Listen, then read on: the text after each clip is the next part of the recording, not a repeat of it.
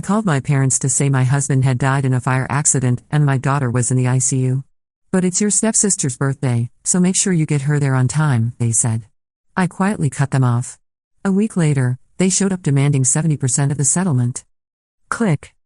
The sound of my phone hitting the hospital floor echoed through the sterile hallway like a gunshot. I stared at the cracked screen, my hands trembling as the reality of what just happened sank in.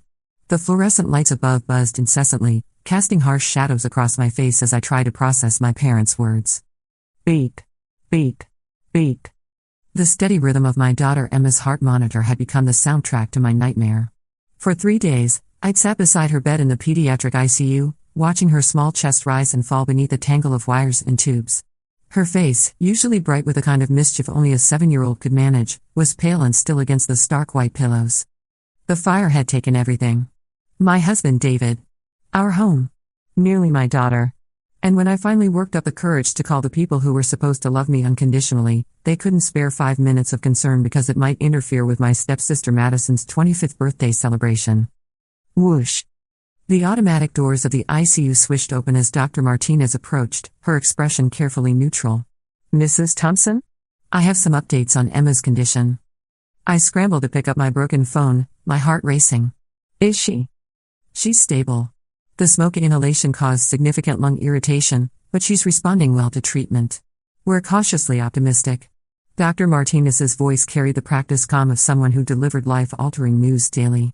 However, she'll need extensive physical therapy for the burns on her legs, and there may be some psychological trauma to address when she's fully conscious. Thud. My legs gave out, and I sank into the uncomfortable plastic chair beside Emma's bed. Relief and exhaustion crashed over me in waves. She was going to live. My baby girl was going to live. There's something else, Dr. Martinez continued, her clipboard rustling as she flipped through pages. The fire marshal wants to speak with you about the preliminary investigation results. It appears the fire started due to faulty wiring in your neighbor's unit, then spread to your townhouse. You may want to contact a lawyer. Buzz. My broken phone vibrated against the floor. Through the spider web of cracks across the screen, I could make out a text from my mother, "Hope everything works out." Madison's party was beautiful. She got the diamond necklace she wanted. XOXO. I turned the phone face down and focused on Emma's peaceful face. For the first time in years, my priorities were crystal clear.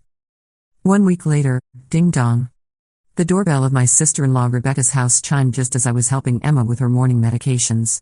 We'd been staying in her guest room since the hospital discharge, and the normalcy of a functioning household felt both comforting and foreign. "I'll get it," Rebecca called from the kitchen. "Sarah, are you expecting someone?" Creak. The front door opened, followed by voices I recognized all too well. My stomach dropped as my mother's artificially cheerful tone drifted down the hallway. "Hello, dear. We're here to see Sarah. Is she available?" Emma looked up at me with wide eyes. She'd been unusually quiet since the accident, speaking only in whispers when she spoke at all. "Mama, who is that?" Footsteps. Heavy, purposeful steps echoed on Rebecca's hardwood floors.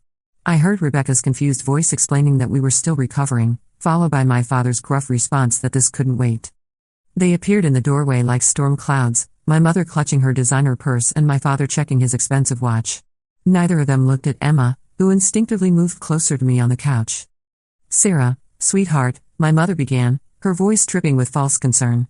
"We came as soon as we could arrange time away from work. How are you holding up?" Silence. The room fell quiet except for the gentle hum of Emma's nebulizer in the background.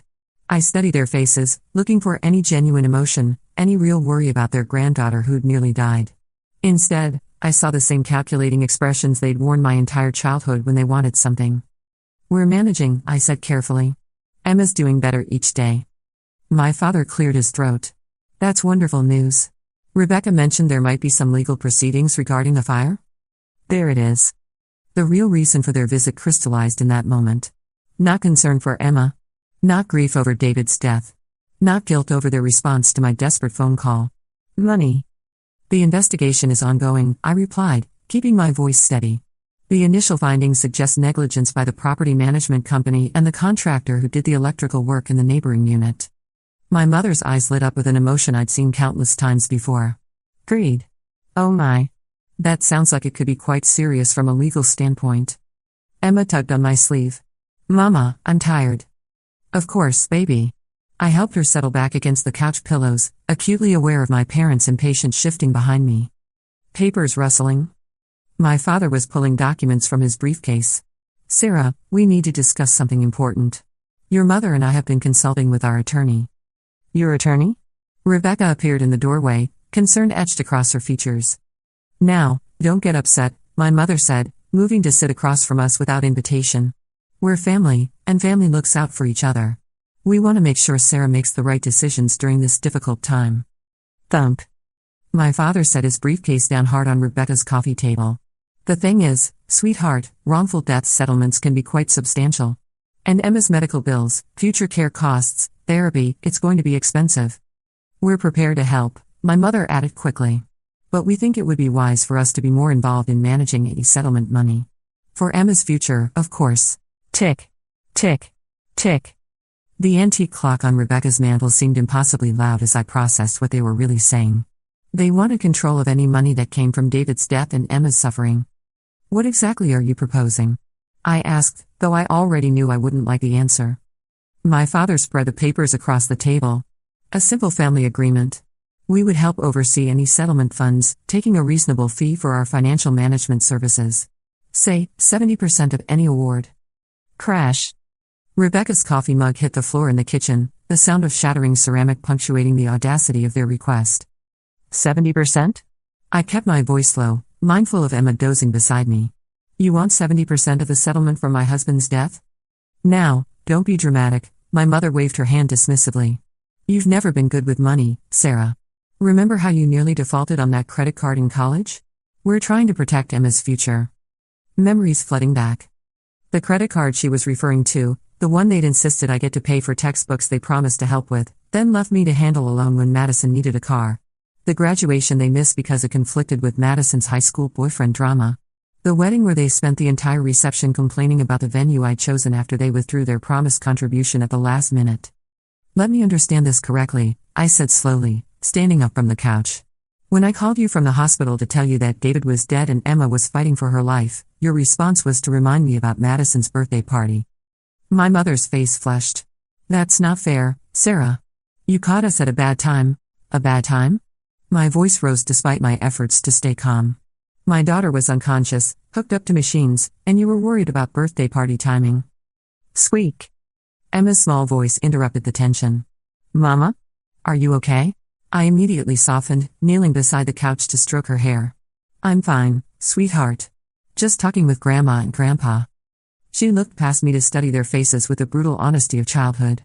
They don't look very sad about Daddy. Pin dropped silence. The truth of her observation hung in the air like smoke. Even a 7-year-old could see what I'd spent 30 years trying to ignore. My father shuffled his papers impatiently. Sarah, we don't have all day. Are you going to sign this agreement or not? Deep breath. I stood up slowly, my decision crystallizing with each passing second. No. No? My mother's voice pitched higher. Sarah, be reasonable.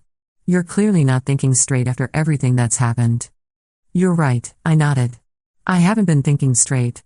I've been thinking like a daughter who desperately wanted her parents' love and support. But I'm done with that now. Footsteps. I walked to the front door and opened it wide. The afternoon sunlight streamed in, bright and warm against my face. I'd like you to leave. My father's face turned red. You're making a huge mistake, Sarah. You have no idea how to handle this kind of money. Maybe not, I agreed. But I know how to handle family who only shows up when there's something in it for them. Car doors slamming. They left in a huff of indignation and threats about lawyers, their expensive car disappearing down Rebecca's tree-lined street. I closed the door and leaned against it, feeling lighter than I had in years. Good riddance, Rebecca said from behind me, already cleaning up the broken mug. I never liked them anyway. 3 months later, knock, knock. The gentle rap on my new apartment door made me smile.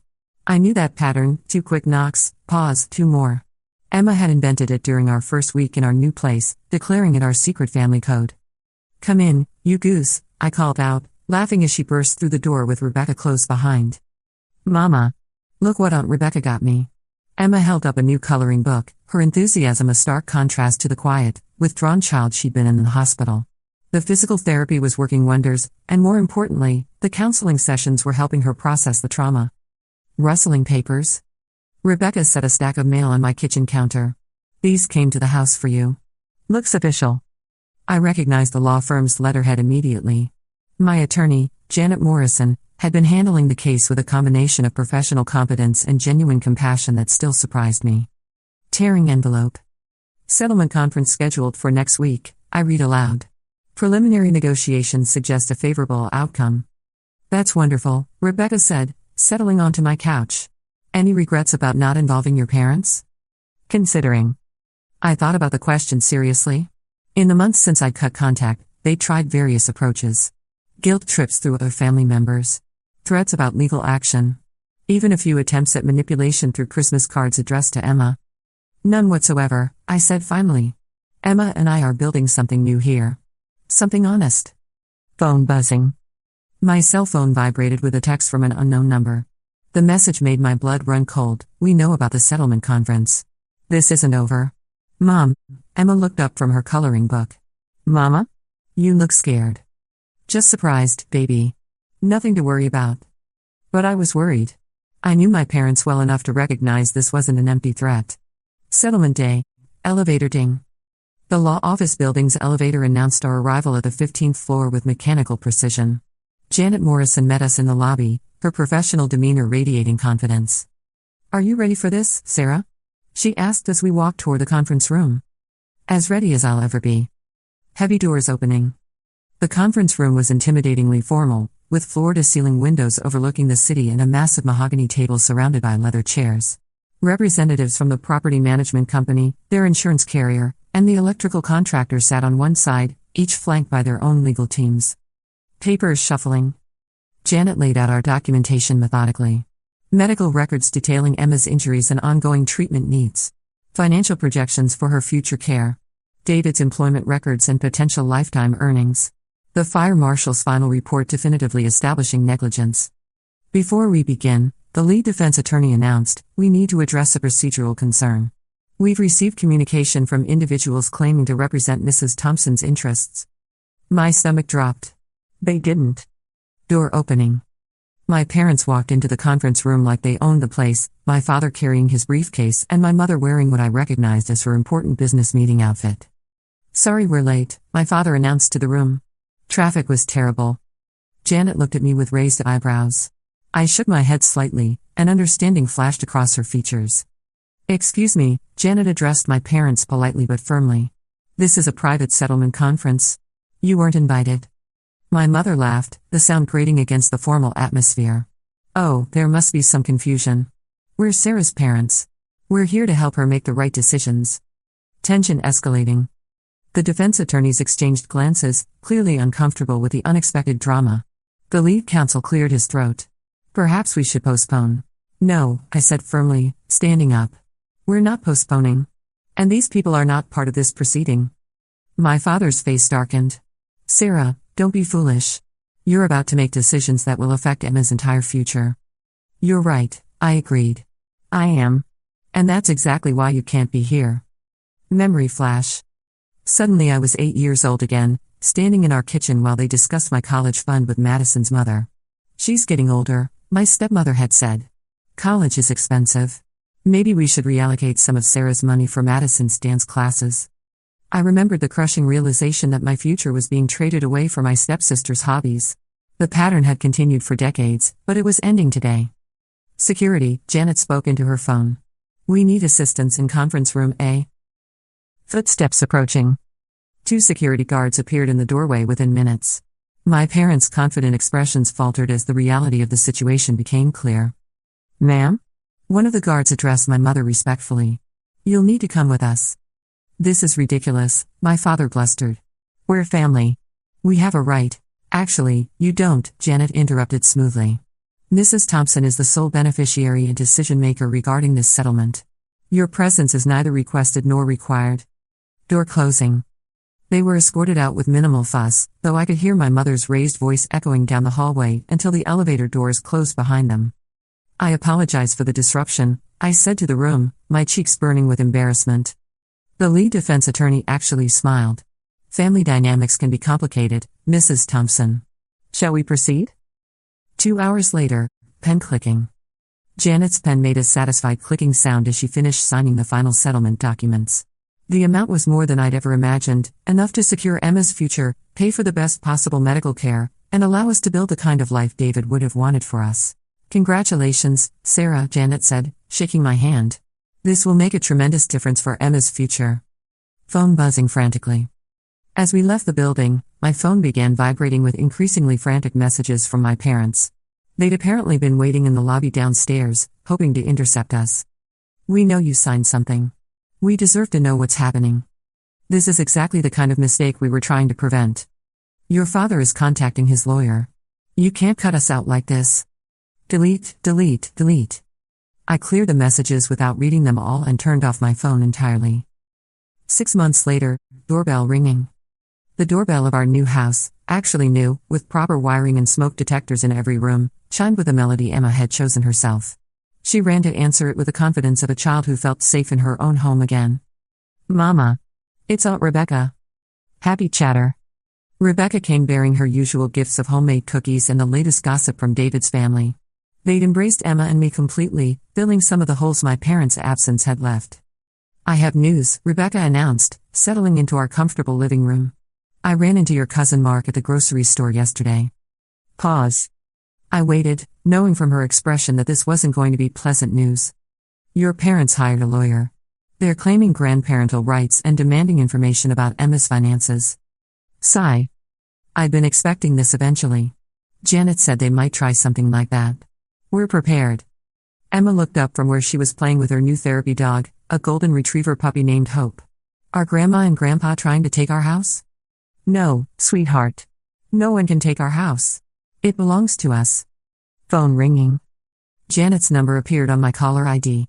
I answered immediately, knowing she'd only call after hours if it was important. Sarah, I have updates on the legal action your parents filed. Do you have a few minutes? Of course. Pages turning. I could hear Janet flipping through documents as she spoke. Their case is extremely weak. They're claiming financial incompetence and requesting guardianship over Emma's settlement funds, but they have no legal standing. Grandparental rights don't extend to financial control, especially when the custodial parent is competent and the grandparents have had minimal involvement in the child's life. What happens next? We respond formally, provide documentation of their abandonment during your crisis, and request dismissal. I don't anticipate this going to trial. Relief. The tension I'd been carrying in my shoulders finally began to ease. Thank you, Janet. For everything. You've built a good life for Emma, Sarah. Don't let them undermine that. 1 year later, birthday song. Emma's 8th birthday party filled our backyard with the sound of children's laughter and slightly off-key singing. Rebecca, David's parents, and several of Emma's new friends from school gathered around our picnic table, watching her blow out candles on a homemade chocolate cake. Phone buzzing. A text notification appeared on my phone. For a moment, my heart skipped, thinking it might be another harassment attempt from my parents. Instead, it was from my cousin Mark. Saw the dismissal notice in the legal section of the newspaper. Congratulations. You did the right thing. Deep breath. The court had officially dismissed my parents' case 3 months ago, citing lack of standing and frivolous claims. They'd been ordered to pay court costs and attorney fees, a final insult that seemed to have finally convinced them to accept defeat. Mama, come see. Emma called from across the yard, where she was showing her friends the treehouse David's father had built for her. Grandpa Jim put a rope swing on it. Joy spreading. David's parents had stepped into the grandparent role naturally, loving Emma without condition or agenda. They asked nothing from us except the joy of watching her grow up happy and healthy. Mom. Emma ran back to me, slightly breathless from playing. Can we call Daddy tonight? We developed a ritual of talking to David's picture every night before bed, telling him about our day and how much we missed him. It helped Emma process her grief while keeping his memory alive. Of course, baby. Camera clicking. Rebecca was taking pictures of everything, documenting Emma's first truly carefree birthday since the fire. The physical scars on her legs were fading, and the emotional healing had progressed remarkably well with consistent therapy and the security of knowing she was truly safe. 2 years later, graduation applause. Emma's elementary school graduation ceremony filled the auditorium with proud parents and excited children. She walked across the stage with confidence, her smile bright enough to light up the entire room. That's our girl, David's mother whispered beside me, dabbing at her eyes with a tissue. Memory lane. I thought about how different this moment could have been. If I'd signed my parents' agreement, Emma and I would probably still be trapped in their web of manipulation and control. Instead, she was thriving in ways I'd never imagined possible. The settlement money had been invested wisely, ensuring Emma's future education and ongoing medical needs would be covered. We'd also established a small scholarship fund in David's name for children affected by house fires, a legacy he would have approved of. Phone silent. My parents had been silent for over a year now. No more lawyers, no more threats, no more guilt trips through family members. Sometimes I wondered if they ever thought about Emma, if they regretted choosing Madison's birthday party over their granddaughter's life. But mostly, I was grateful for the peace their absence had brought. New beginning. As we walked out of the graduation ceremony, Emma skipped ahead before turning back to me with a serious expression she wore when asking important questions. "Mama, do you think Daddy would be proud of us?" "Certainly." I knelt down to her level, looking into eyes that held David's warmth and determination. "I know he would be, sweetheart. We kept our promises to him." "What promises?" "To take care of each other.